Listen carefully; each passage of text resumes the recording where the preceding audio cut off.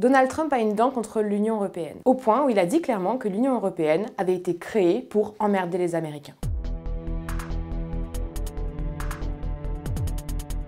Mais pourquoi tant de haine? Eh bien Donald Trump, comme de nombreux présidents américains, est frustré de voir les Européens incapables de se prendre en main. Son principal problème est leurs dépenses militaires, qu'il juge trop faibles par rapport aux enjeux actuels. Les Européens, selon lui, sont beaucoup trop dépendants des États-Unis. Or Donald Trump ne voit pas beaucoup de bénéfices là-dedans. Tout ce qu'il voit, c'est que les Européens sont prêts à mener des guerres, mais pas à les payer. Selon Donald Trump, c'est les Américains qui, à la fin, doivent vider leurs poches. Ce deal-là n'est pas très avantageux pour les États-Unis selon Donald Trump. Il ne voit aucun retour sur investissement. Pire encore, au lieu d'essayer de se racheter, les Européens, toujours selon Donald Trump, cherchent même à heurter directement les entreprises américaines et donc l'économie américaine par conséquent. Pour Donald Trump, c'est vraiment la goutte d'eau. Comment l'UE peut être vraiment une alliée si elle profite autant des États-Unis?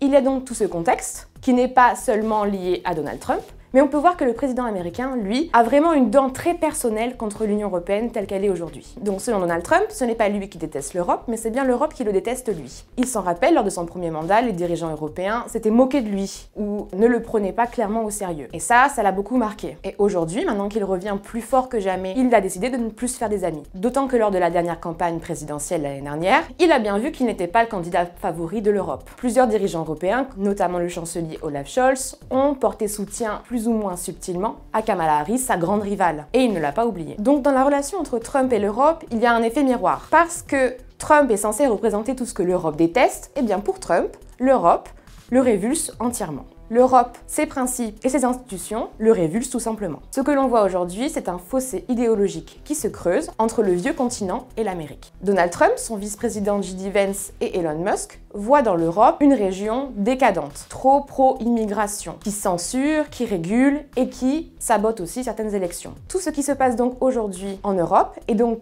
tout le contraire de la révolution idéologique que Trump est en train de mener aux États-Unis. Mais le discours de J.D. Vance à Munich a aussi signalé autre chose.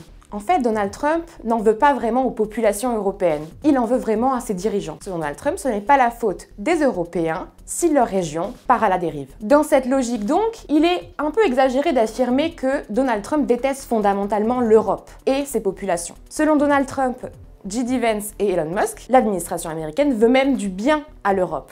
C'est pourquoi elle la pousse aujourd'hui à tenter de calquer la révolution qui se passe aux États-Unis. C'est pourquoi J.D. Vance et Elon Musk et toute une autre partie de l'administration américaine tissent des liens avec d'autres partis en Europe qui sont proches des idées MAGA et qui pensent la même chose, que l'Europe est bel et bien décadente. On parle par exemple de l'AfD en Allemagne, de Reform UK au Royaume-Uni ou même du gouvernement hongrois de Viktor Orban. Ensemble, ils espèrent créer un nouveau mouvement dit Make Europe Great Again, donc calqué parfaitement sur ce qu'il se passe aux États-Unis avec des variantes plus nationalistes selon les pays. Cette nouvelle alliance transatlantique est censée reforger l'Europe à l'image de Donald Trump et de ses alliés. En s'appuyant donc sur ses alliés en Europe, Donald Trump espère reforger la région à son image.